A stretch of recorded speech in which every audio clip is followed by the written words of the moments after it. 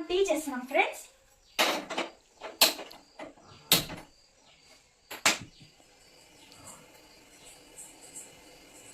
First మనం అల్లం వేసుకున్నాం, దాని తర్వాత షుగర్ వేసుకోవాలి.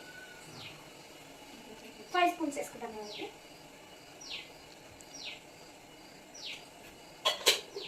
ఉడికిన తర్వాత టీ పొడి వేసుకోవాలి. టీ పొడి వేసుకున్నాం.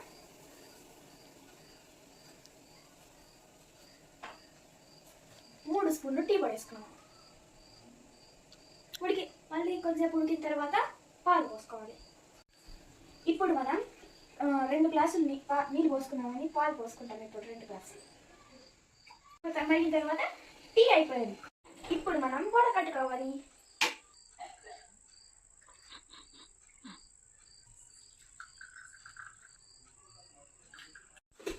మన వేడి వేడి అల్లం టీ రెడీ.